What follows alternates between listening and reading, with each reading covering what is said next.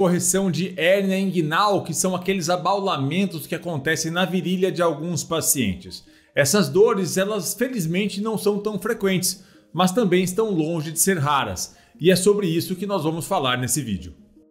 Então, o primeiro passo é termos a noção e a ideia de que para a realização dessa correção da hérnia é preciso fazer uma incisão aqui na pele, eventualmente até por videocirurgia, e afastar esses tecidos. E aqui passam nervos importantes, como o nervo ilioinguinal e o nervo iliohipogástrico, aqui desenhados em amarelo. E existem várias técnicas, mas na grande maioria é colocada uma espécie de tela para sustentar aqui esta região, que é fixado aí com ponto, é fixado com alguns dispositivos médicos, seja por cirurgia aberta ou por videocirurgia. E o que acontece é que muitas vezes os pontos dados aqui podem pressionar o nervo ilioinguinal, eventualmente a tela em si pode pressionar esse nervo, ou em casos mais raros, o cirurgião pode, sem querer naturalmente, cortar um nervo como esse. Um ponto muito importante é a possibilidade da ocorrência da formação de fibrose nessa região. O que são então essas fibroses? São se a proximidade da fibrose com o nervo, essa fibrose em si pode comprimir o nervo diretamente ou dificultar a irrigação sanguínea deste nervo, o que causa bastante dor. E esses nervos que eu falei para vocês, o nervo aqui ilioinguinal e o nervo iliohipogástrico, eles são responsáveis pela sensibilidade da pele e dos músculos aqui da região inguinal, pintadas aqui mais ou menos em marrom, e o nervo ilioinguinal acaba descendo aqui não só para a região interna aqui da coxa, a parte do meio da coxa, mas eventualmente aqui para a região do escroto nos homens e nos grandes lábios. Sentir dores nessa região da virilha que irradia ou não para a face interna da coxa, aqui no meio da coxa.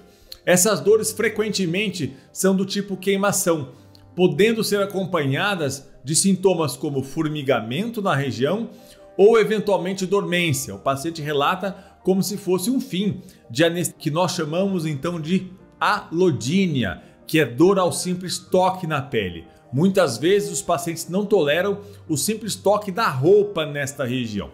O diagnóstico é feito através da história clínica, então a relação do tempo, entre a realização da cirurgia e o início, a localização e as características da dor. Usualmente nós fazemos inicialmente um exame desses nervos. O tratamento então sempre vai daquilo que é mais simples para aquilo que é mais complexo, daquilo que oferece menos risco para aquilo que oferece mais risco. De forma que inicialmente utilize medicamentos. Quais medicamentos? Da classe dos anticonvulsivantes, que têm a propriedade de estabilizar neurônios que causam convulsão e também a propriedade de estabilizar neurônios que causam dores neuropáticas. Então nós temos vários exemplos, como pregabalina, gabapentina, carbamazepina, oxcarbazepina. Quando isso não resolve, nós partimos então para os procedimentos intervencionistas, das quais as infiltrações guiadas por ultrassonografia são as mais comuns. Nesse procedimento, que não precisa de internação, nós localizamos a região dos nervos. Usualmente, o paciente recebe um sedativo para que seja bastante confortável e nós vamos guiar diretamente, visualizando em tempo real, com a ultrassonografia, algumas agulhas ao redor desses nervos comprimidos. Injetamos ali substâncias anestésicas e anti-inflamatórias. Obviamente que aqui tem dois objetivos. Primeiro é tirar a inflamação local, ou ao menos diminuí-la. E segundo é tentar separar os nervos dessa região de fibrose que está comprimindo o próprio nervo. Nós chamamos isso então de hidrodissecção. Nos casos onde essas infiltrações não trazem um alívio duradouro a longo prazo, nós podemos e devemos evoluir no tratamento e o próximo algumas agulhas também guiadas pela ultrassonografia em um paciente sob sedação, não sente dor nenhuma, e através dessas agulhas nós colocamos uma espécie de probe que é ligado a um gerador que tem a capacidade de levar a temperatura na ponta desse probe a menos 60, a menos 70 graus criando literalmente uma bola de gelo, congelando esse nervo, diminuindo os impulsos dolorosos. A isso nós damos o nome então de crioablação.